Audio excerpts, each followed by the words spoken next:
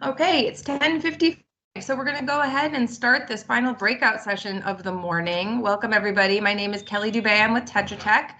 I'm your moderator for this session, and with me is Adriana Burke from Tetra Tech. So if anybody has any technical issues, feel free to let us know in the chat, and Adriana will work her technology magic and lend you a hand. Just a reminder to please keep your microphone muted, and we suggest keeping your camera off to help with bandwidth and make sure we don't have any glitches during the presentation. If you have questions during the presentation, feel free to put them in the chat. We will leave time at the end and make sure that we can engage in a back and forth Q&A session with our presenters. And just a reminder that our presenters are here voluntarily today, and we really appreciate their time. Anything they share with us today is coming from their unique perspective and experience and isn't necessarily endorsed by EPA or DEP.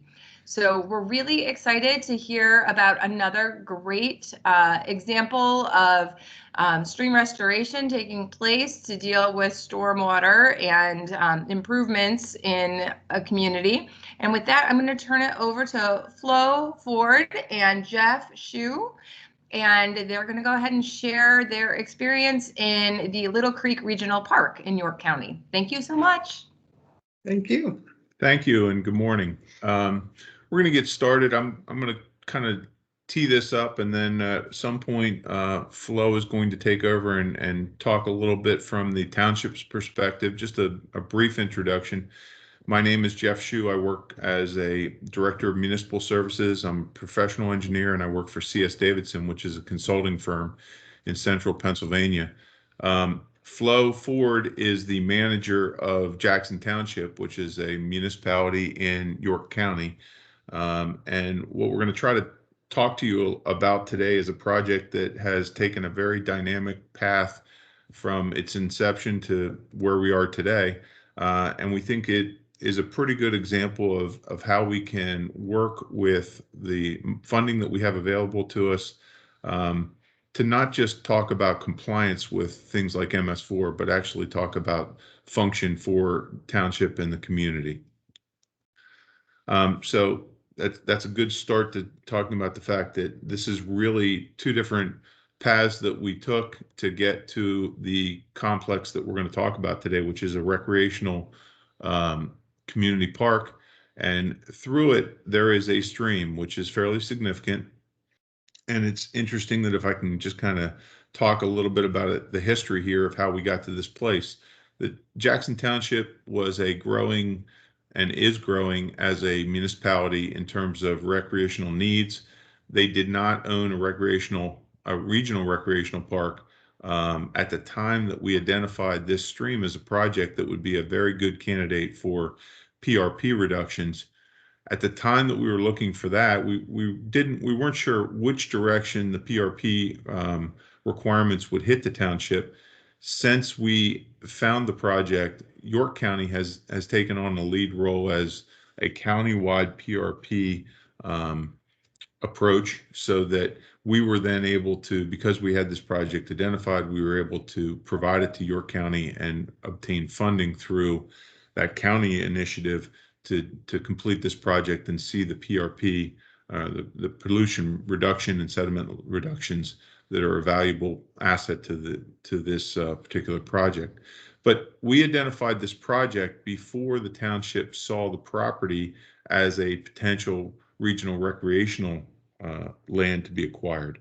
So the project was identified. We had started into applications with DEP to renovate the stream before the township decided to earmark this property and acquire this property for a recreational park, which turned out to be a real kind of a blueprint for how we saw recreational parks and park land to be done, which means that the stream goes first. And we were able to identify the needs of the stream and design and permit those needs of the stream as phase one of what ultimately became a park project, which I think is valuable insight to identifying projects that you see the need for doing environmental work as a first phase to any project. And that's the key here. From that, we received significant support from people like DCNR and DEP. We received funding opportunities because of the fact that we were incorporating many goals of the community into one project. So the funding that came to this project and the schedule associated with it really was driven initially by the needs for kind of the long range planning of the stream restoration. Those of you who have been involved in stream restoration projects, you're going to know and you're going to remind yourself of the fact that in most cases you're talking about at least a year from inception to the permit being issued.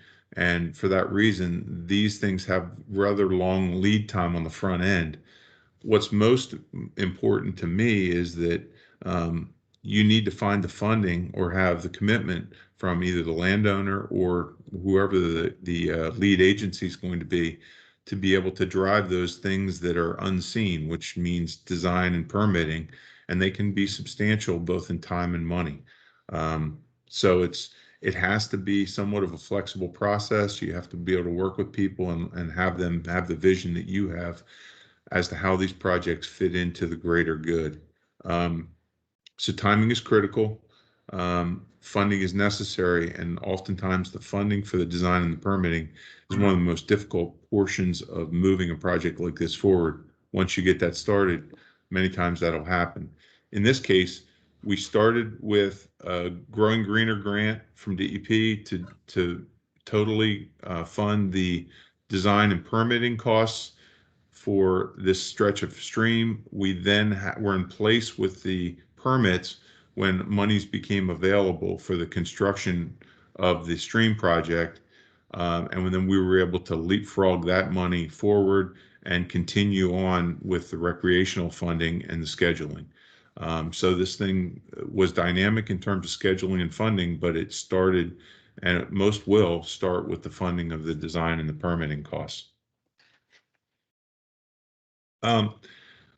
I put this slide up as a vision for the holistic approach because as an engineer, we all, or I can get excited and understand the values of a stream project on a property like this.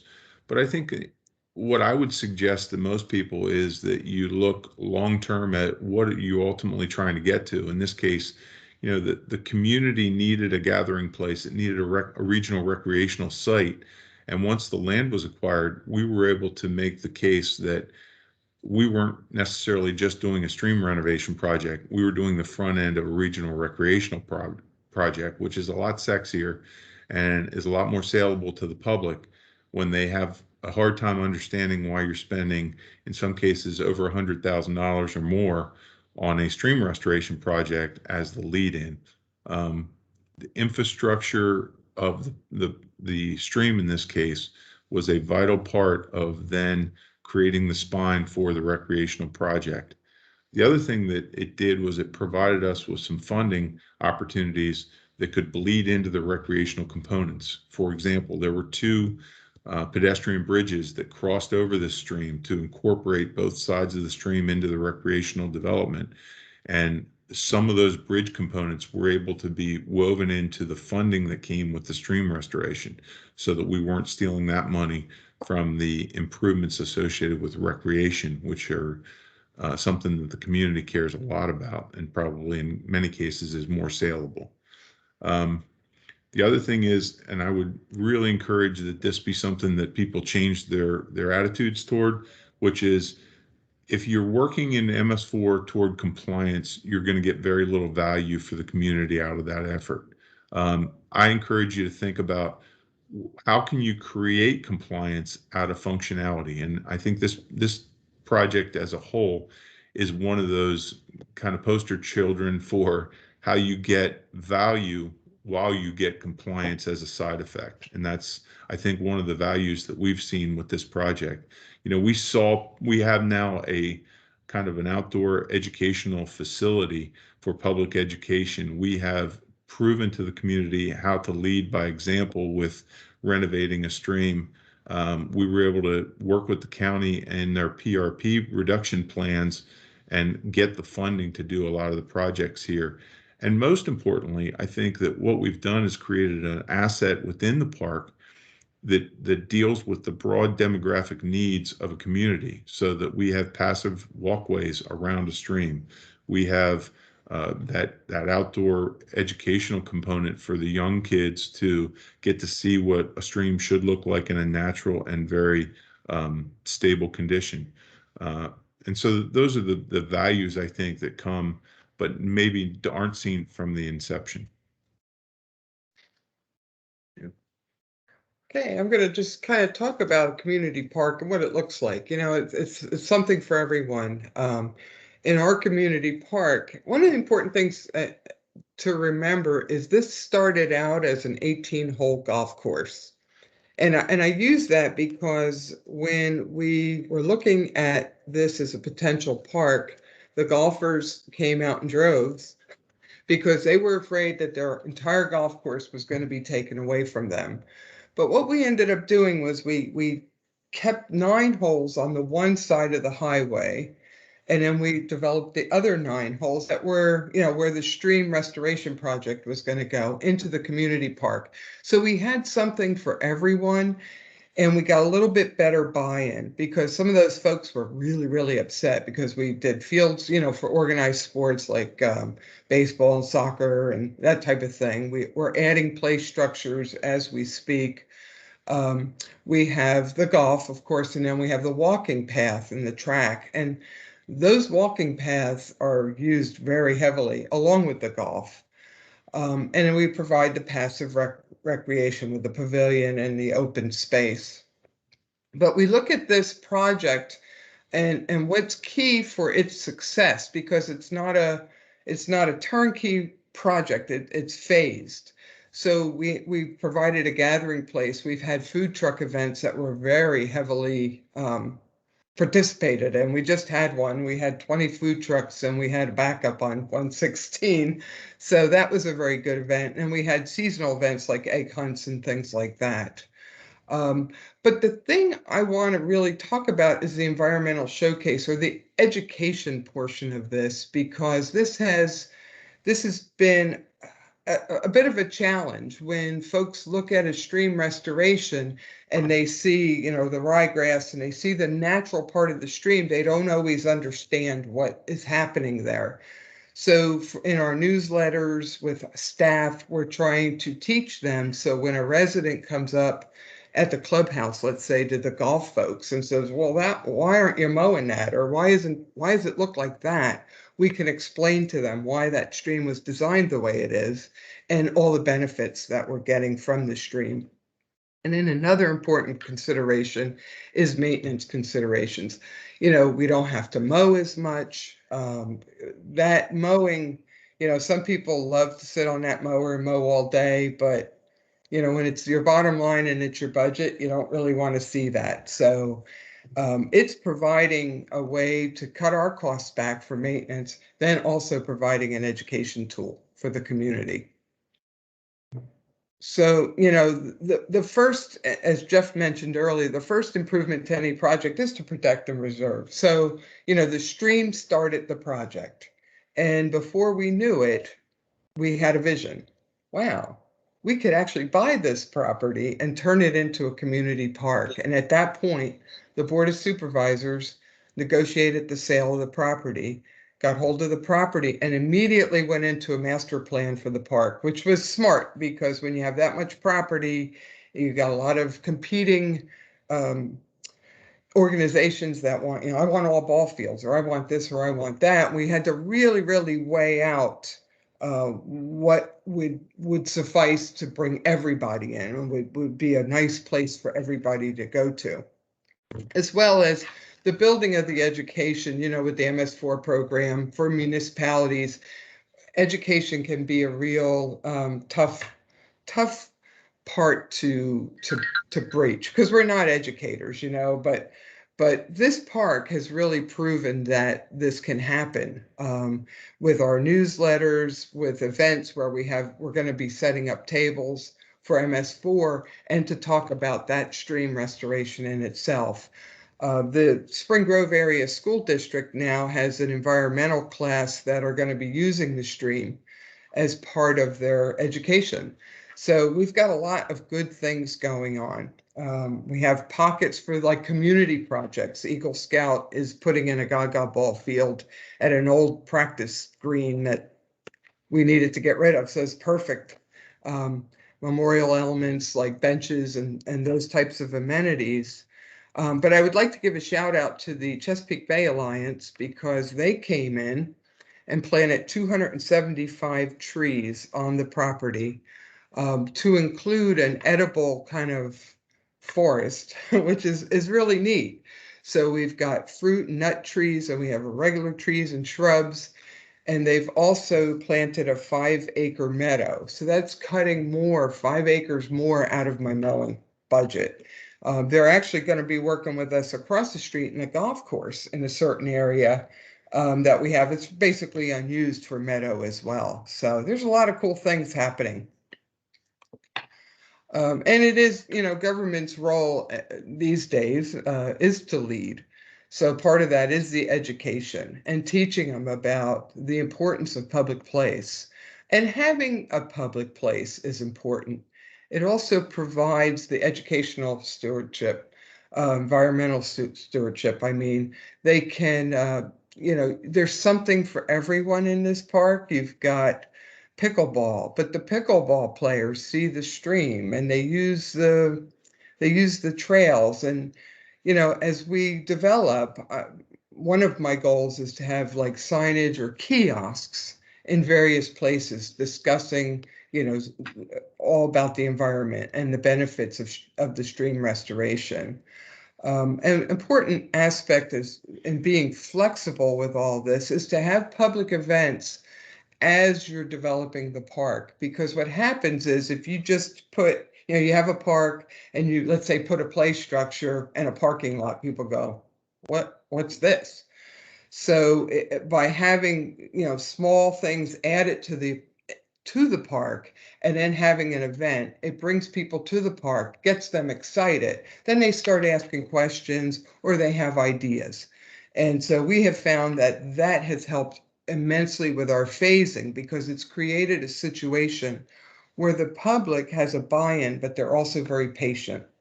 They patiently wait and they actually get kind of excited about what the next phases are.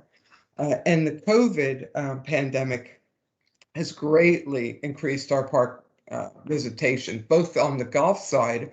Our golf rounds almost doubled last year, which we were kind of surprised. It's a small little golf course. It's a great golf course for beginners.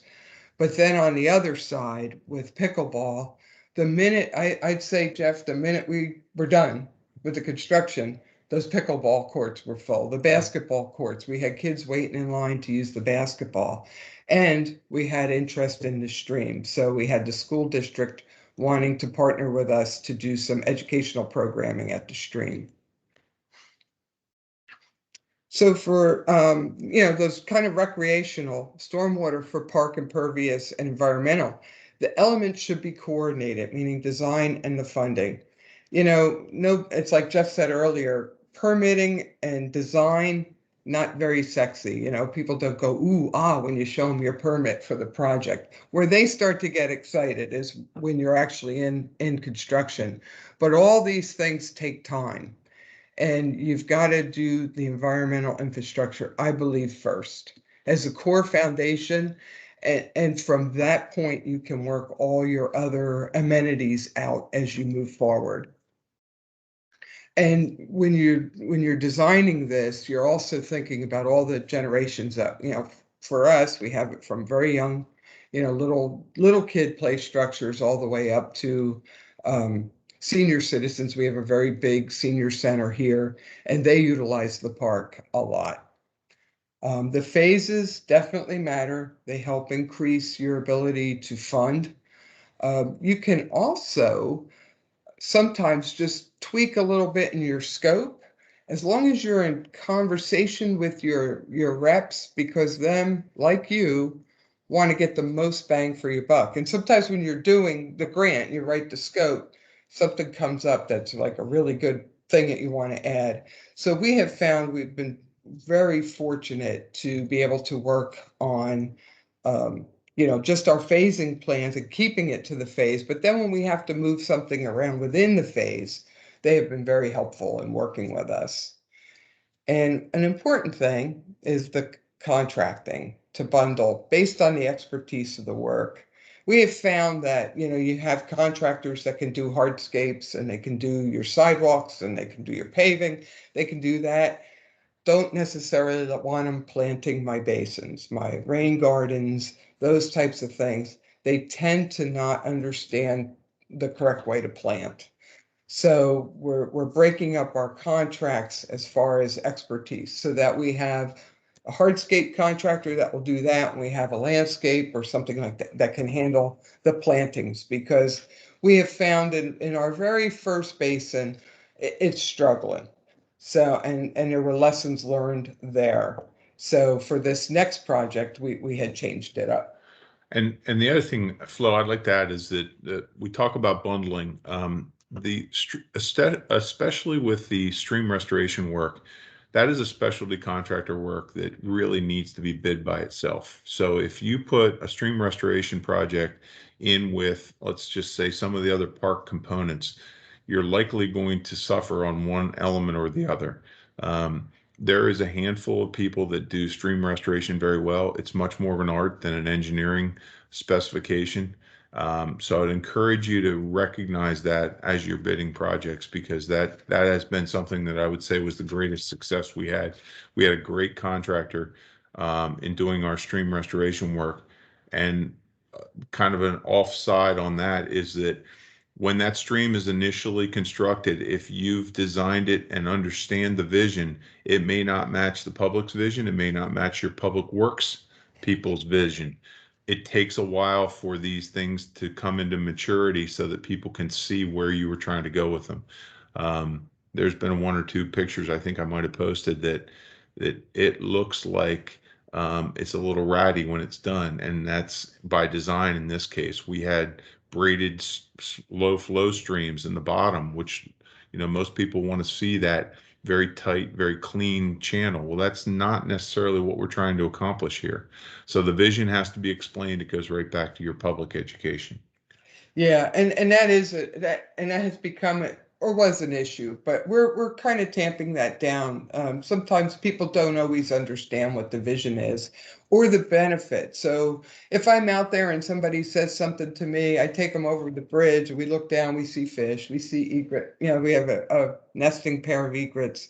So those are the types of benefits I think people get from those projects. All right, so I think it's important in this with the audience that we have here. Oops, sorry, where did I go? There you go. You're going backwards, I think. Yeah. Sorry, folks. Oh, Oop. start. I'm sorry. That's okay. I lost my little button here. Oh, one back. One back. There we go. Sorry. That's okay. So environmental improvements by the numbers is what I titled this slide, because really there are a lot of numbers here and we don't want to drown in the numbers. I mentioned earlier in the presentation, the most important number to me here in this project is probably what most of people find when they're doing projects like this. It's, in this case, it was the $53,000 that was awarded to us through Growing Greener, to have the belief that we had a project here that was worthy of a design and permit funding. And once that happened and we got the permits from DEP, almost everything else flowed from there. So I would encourage you to think about how you get that. Oftentimes that's a really hard sell to get that approval from a local municipality. But the things that I want to point out here are the values that came out of that initial investment and then what happened from there. This became a project that was a little over $250,000 project in whole, and that's just the stream work. That's not the work that's associated with all the recreational components. So when you look at stream being $250,000, what you get from that, we talked earlier, there's two pedestrian bridges that are part of the probably most popular element of our recreational development, and those are the bridges that were put in. Those bridges were partly paid for as a part of the stream restoration, because what we decided was, getting the abutments in for those bridges had to be incorporated into the stream renovation work. We didn't want to go back in and disturb the stream restoration after we left it. So we put our abutments in as part of the initial work, which I would do again over and over again. It's really important. Then we just had to set precast bridges. We didn't have to get into the stream and disturb it. The stream restoration work provided a great resource for us in terms of ENS controls, because we then had a wide filter strip on the other side of the stream that helped us when we got into the larger disturbance on the recreational side of the project. Ultimately, we ended up improving a stream length that was clearly defined as part of this project of 825 lineal feet. From that, we see annual sediment reduction, according to the calculations, of 32 tons per year, which is significant. It's a great value for your cost, and that's what York County Planning Commission and their agencies, that was the reason that they helped us fund this project, as did DEP. We were also fortunate here because we had a developer in another township that was looking for mitigation dollars to be earmarked toward an educational and environmental project, and we were able to see that money come into this project. And at the end of the day, that allowed us to return money to the conservancy that we didn't need to use, and then that was able to basically be the seed money for phase 2 of this project, which I show in this slide. This stream restoration work was seen as such a benefit that the property owner that currently farms the land to the upstream side of 116 came to the township and said, "How can I be next? Because I see what's happening downstream. I'd like to do the same." And so we are now in the process of we've already bid phase 2, we've already permitted phase 2.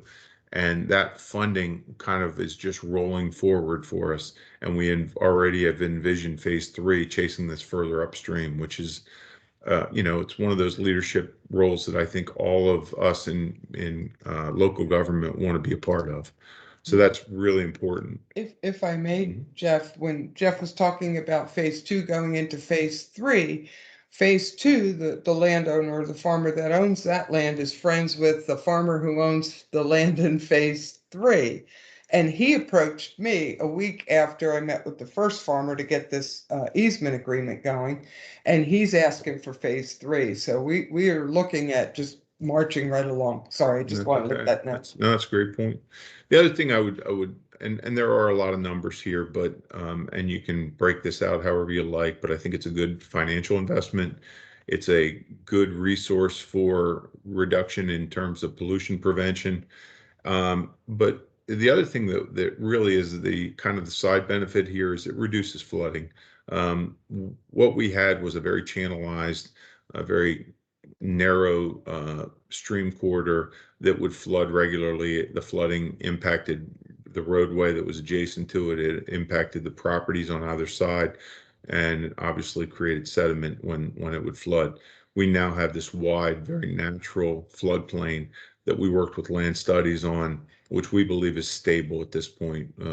If you all probably sat through 1 or 2 classes that talked about floodplain restoration and the sediment that has been caused throughout Pennsylvania through many of the mill dams and some other things. We use that legacy sediment approach here with land studies to get this floodplain to where it belonged vertically. And I think that made this a very stable channel, which again, ultimately helps in the maintenance and the cost associated with the maintenance for the park. So there's a lot of benefits here. And we believe that it turned out to be a great project. Again, 2 roads kind of converged into one to create one recreational facility for the community that has multiple benefits. So I think what we'll do is we'll try to bring this to a close here with the lessons learned, and I'll try to kind of summarize that up, and then hopefully we have some questions that we can field from you all. I'm going to hit these bullet points. The flexibility of this project was, I think, already discussed, but what I would suggest to you is take the first step and find a way to take that first step with the permitting and design, because from there you end up having to be flexible to follow essentially the funding that comes your way and the scheduling that will come out of permitting and working with many agencies to try to create the greatest project that you can. So flexibility is something that is probably more required in these kind of projects than anywhere. Flexibility we talked about in bidding and some of the other aspects. The second point is the designs and the permitting take longer than most projects. You're working in an environmental condition that we want to make sure that we're protecting and listening to every aspect of the design. So these things are going to be reviewed at a higher level. Outside agencies are involved much more than they typically would with road projects, etc. So it takes time and it takes money. And the other thing that I would encourage you to find the sexy in what is not sexy. All right, stream projects might be exciting to much of the audience I'm talking to now, but the general taxpayer is not excited about a stream project, but they might be excited about a pickleball court. So find how that speaks to your public, and then work in the stream restoration project, because at the end of the day, they're going to understand the value of that stream restoration project, but they can't see that at the front end the way we can. Treat the project design as a whole, but bid the work based on the expertise. We've talked about this. One of the things that we're doing here is we have a public works crew in the township, very talented, very, very committed to making the community better. But you can't ask them to install the stone base and the binder course for a parking lot that you need. What you can do, though, is you can have them work with a contractor to put the wearing course on, and you can do that after everything else is settled, after all the other work is out of there and would mar that finished surface. You can ask them, for example, to place boulders in the stream to become an asset for the public education component when the high school wants some boulders to be able to sit on and monitor the stream flows, etc. And that's how I think that we have really seen this work together well. We bring in the outside contractor that is specialized in stream work. We bring in the outside contractor that's specialized in building play structures, and then we use the township's forces to fill in the gaps where it's the most economical to do so, and making it a better project. So that's one of those things that I think we all know, and I often see in municipal government, but it's really important here. Multiple perspectives really are critical to making sure that we don't have a blind spot, or that you don't have an Achilles heel that you weren't aware of. I say that because for me, it was very logical to go with a natural design of the stream, and I pushed hard for that. But I heard the voices in the background saying, but it's not neat and tidy. We can't mow it to the water's edge. We heard the people who said, this is what we need for recreational components. And we tried to balance all those perspectives to create the best project. I think that there's not one right answer here and not one right voice. You have to hear them all and you have to blend them together to really create a great project. And I'm proud of this project because that's not easy to do, but I think it happened here. And then the last thing that I would point out is that phasing is critical, and you have to incorporate the public in that phasing. And Flo mentioned it. The idea of having a food truck in an existing parking lot when we only had a pavilion and a stream restoration underway was critical, because it allowed us to, in a very proactive way, interact with the public and talk to the public about what our vision was and hear what they wanted to change, because we did do a comprehensive master plan for this park that I can tell you changed as this project unfolded. Pickleball courts, we've mentioned many times, were not a thing when we did the master planning at the onset of this project. they became a huge need from the public, and we only knew that because we interacted and talked to them, and then we adjusted our plans accordingly. The same with, Flo mentioned Gaga Ball with one of our Eagle Scouts. We had to be educated on what Gaga Ball was at the time, and we now understand that that's a huge part of the needs of our community. So, I think that interacting and phasing is all part of the same discussion and dialogue. So make sure that you weave that in as best you can. Don't assume that we know what's best and that we're moving forward, because the public will not buy into that process. And again, these are things that I think almost anybody that is in the audience right now is aware of. But it's really vitally important if you're trying to not hit compliance on MS4, but get community assets, and then they become compliance, which is kind of the name of the game for us here. All right. Yeah. I think we're done. If you have any questions, we'd love to hear it, and we try to have a conversation on that. So how do I get out of here? All right. Be able to. This is Kelly. Go ahead and put comments or questions into the chat. I have a few that I'll ask while people are typing. But I just want to say out of the gate, this project sounds amazing. And I want to come to the park and eat some fruit and play pickleball. What kind of fruit, Flo? Oh, you're on mute. Sorry, I didn't catch that. What was the question? What kind of fruit could I come and eat at your park? Oh, we've got let me think now, because Ryan has not given me the mapping of what that was, but we have some fruit and nuts.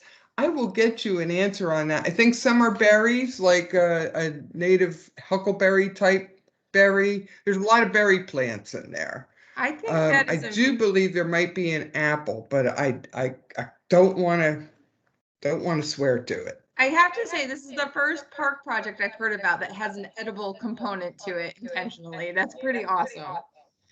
Yeah, I thought it was a really good idea when Ryan suggested that. I'm like, wow, an edible fruit, well, and nut. Well, that should be kind of interesting. And then our master gardeners, we have an active master gardener group here, and they're very good at telling me what's out there. So I'm getting educated at the same time. That's so neat. Now, so did you approach the community to help with some of the phasing aspects? I mean, you talked a lot about phasing prioritization. How did you use community input to help with that phasing prioritization? Yeah. So I think there's a couple ways that happened. One is that probably every community has a couple very organized recreational teams, if you will. We have a football, we have a baseball, we have lacrosse, we have soccer, etc. So we engaged the leaders of those groups and said, what is your greatest need? And we tried to balance that with what our funding was coming in at the front end. So as an example, there is some multi-purpose fields that we knew would be beneficial to everyone if they were a little flexible in the fact that they wouldn't have all the amenities, but they'd have a flat land to practice on. We were able to use the excavated material that came out of the stream to ultimately create some interim flat fields for them. And we just seeded those with a very basic seed. Then the next phase, we came in and we fine graded and we actually put in the field turf that we needed after letting that settle out. So, and we explained that to them. We said, look, we're going to give you some fields that aren't finished products, but they'll at least allow you to start to work with what we have here for you in an interim solution. That's an example of that. And the other thing that we did was we pushed the things that are most funding heavy, things like baseball fields that have extensive fencing and expensive infields, etc. We pushed those to the back because we felt that it was important to get demographics covered at a broad level before we started to really work down into those kind of amenities. Yeah. And we have to be a little flexible too. We're being approached by, and we get approached by groups that are seeing this and asking us questions. And one of the things that the dog lovers, they don't necessarily want a dog park, but they want a dog agility field. So we're looking at the potential of putting in these dog agility, it'd be like weave poles and platforms in one small area. It doesn't need to take a large area. It doesn't need to be fenced. So, you have to be kind of flexible, listen to the community. Of course, it's always the board's decision what goes in. But this board, and Jeff can probably attest to this, has been wonderful and supportive when it comes to this park. So that's important too. Yeah, I'm making a trip just to come see this place. It sounds incredible. Oh, So stop by a township and I'll gladly take you over. it just sounds great. So there's a question in the chat about having your contact information. It sounds like Stacy is working on a few multi-use fields in her area with water issues, streams and marsh issues. I didn't see it did you have your contact information at the top of your presentation? Was it in your slide deck? No, but we'll gladly share it. If you tell us how you want us to share it, I'll gladly share it. I think if you want to just type it into the chat, I'm trying to think, Adriana, if we want to have them add it to their presentation and we'll have the slide materials that way, or if we want to put it into the chat. I don't know if we have a preferred way of getting it to everyone. Yeah, I think right now putting it in the chat would be great. We are doing a recording, and so it would, I guess if we read it out, I don't think the chat appears in the recording. So if you want to read it out, then it'll appear in the recording. But since it wasn't in the slides, I think to go back, I think might be a pain. Yeah, I think if you type it in the chat and just read it, then it'll appear in the recording. Okay, we can do that. All right, so Flo's email address is fford@jackson and then TWP for township york.org. Yes. Okay. So hopefully that will help. Stacy, did you grab that? And it's in the chat for anyone else who wants to grab it. And then Jeff's is jss@csdavidson.com. Correct. Yeah, feel free to reach out, email or call the township office, however you want. If you want to even schedule a tour, I'll gladly get a tour up for you so you can see it. Sometimes it's easy to see it. You're more than welcome. Just reach out. We'll make that happen. That sounds awesome. I think everything sounded like it aligned and went perfectly. I heard one challenge that you had mentioned, and that was the struggling basin. What exactly happened? Why did it struggle? And what did you have to do to fix it? Well, I think what happened is when they did the amended soil, but underneath that, I don't think they churned the soil up enough. So it was hard pack. So you have the hard pack and then you have the amended soils. And we were lucky because we had, 1,800 plants we had to do. So we had the students from the school come and they planted them with Public Works and township staff, and we got them in. But I think what's happening is the taproot, especially on the liriopes, I've been finding the taproot goes down so far and it's struggling to thrive. So I've been in there. I volunteer my time over there, and I've been digging that part up and kind of breaking up the soil and reestablishing the amended soils and then reestablishing the plant just to kind of get it to spread, because the better it spreads, of course, my weed issue isn't as great. I also changed the mulch. We're having a mulch party today. We changed the mulch to a hardwood mulch versus the mulch that was put down by the contractor. So we have a better quality mulch, hoping to get rid of the weed issue too. So those are the types of things I learned. So when we go in for this next planting, we have $20,000 worth of plants to do on this next basin or rain garden. So we've learned our lesson well, and we're going to make sure we don't have that issue going forward. How is the public, as they're using the park, are they respectful of those basins? Because you mentioned the compacted soils, and sometimes if folks don't understand the functionality of it and you don't have signage out there, I've worked with some parks in other cities where, kids have taken their bikes and thought it was a great dirt bike ramp and, or takes their toys and plays in that basin. So how are you communicating to families who are using the park that those areas are to be viewed and not necessarily interacted with? We're actually in the process of putting together, I want to call it like a little map that will identify areas of the park, like the edible part and the basins, and explain what they are and what their purposes are, with the hope of keeping that from happening. We have had kids rollerblading in the pickleball court, which just upset the heck out of the pickleball players, of course, when they found out. Of course, us too.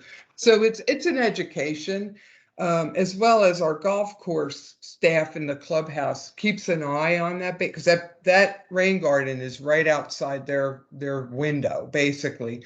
So we haven't really had an issue with that yet. And I think the other thing is it's a design element. So if you, the way that the park is laid out and the rain gardens that are laid out, they don't encourage people to go into them. Certainly you're going to get people that are going to be curious and walk, and I don't think that's going to hurt a rain garden per se. Obviously you don't want the bikes through there. Right. Yeah, Kelly, the other thing that I wanted to mention is we tried to incorporate things that would allow us to experiment as a township and also show people what's available to them. So for example, the basketball courts utilized a porous asphalt. And when we were constructing, we realized even though we had done soils testing, we weren't getting the infiltration that we had hoped under that porous pavement. So we put an under drain in there and we ran it to the rain gardens. So we had flexibility to make changes as the construction showed us things that we wanted to make sure were going to be sustainable. But the idea of using porous pavement on a basketball court was great, because now we can show people, hey, these are options that you have to incorporate into your designs or your improvements at your house or what have you. Mm-hmm. I think that's awesome. And Flo, I have something I can share with you for signage that we've used in another park, where we've actually done that with rain gardens and talked about how, these are things you can incorporate at home. They don't just have to be in a park. So I can send you some examples of that. I think this is a national case study, guys. I hope you are sharing this, outside of Pennsylvania's borders. This is a really, really cool project, and it sounds like you've done so many amazing things within this example. So hey everyone, grab your emojis for applause, and let's show Flo and Jeff some appreciation for their time today and sharing this really cool case study with us. Thank you so much for your time. I learned a lot, and I hope everyone who participated today did as well. So remember to hit the leave button, go back to the plenary, and we have 2 more sessions, I think, before we wrap up the day. Thank you, Flo. Thank you, Jeff. This was great. Thanks, everybody. Take care, everyone.